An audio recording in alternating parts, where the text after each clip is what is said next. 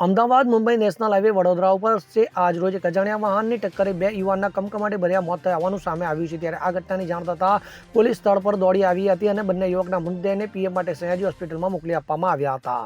વડોદરામાં દિવસે ને દિવસે અકસ્માતની ઘટનાઓ વધી રહી છે। ત્યારે અમદાવાદ મુંબઈ નેશનલ હાઈવે પર વડોદરા નજીક વાઘોડિયા ચોકડી પાસે અજાણ્યા વાહને બાઇકને અડફેટે લેતા બે આશાસ્પદ યુવાનોના મોત નીપજ્યા હતા। તો વાઘોડિયા ચોકડી પાસે આવેલા તક્ષ ગેલેક્સી મોલની સામે આ ઘટના બનવા પામી હતી। તો અકસ્માત સર્જ્યા બાદ અજાણ્યા વાહન ચાલક સ્થળ પરથી નાસી છૂટ્યો હતો। આ ઘટનાને પગલે આસપાસના લોકોના ટોળા ઉમટી પડ્યા હતા અને આ મામલે તરત જ પોલીસ અને 108 એમ્બ્યુલન્સને જાણ કરવામાં આવી હતી। જે બાદ ઘટનાની જાણ થતાં પોલીસ સ્થળે દોડી આવી હતી અને બંને યુવકોના મૃતદેહને 108 એમ્બ્યુલન્સ મારફતે સયાજી હોસ્પિટલમાં મોકલી આપવામાં આવ્યા હતા। તો આ ઘટનાને પગલે અમદાવાદ મુંબઈ નેશનલ હાઈવે પર ભારે ટ્રાફિક જામ સર્જાયો હતો અને વાહનોના થપ્પા લાગી ગયા હતા। જોકે પોલીસે વાહન વ્યવહારને પૂર્વવત કરાયો હતો। Bureau report CN24 news. હવે જુઓ દેશ દુનિયાની તમામ ખબરો તમારી આંગળીના ટેરવે।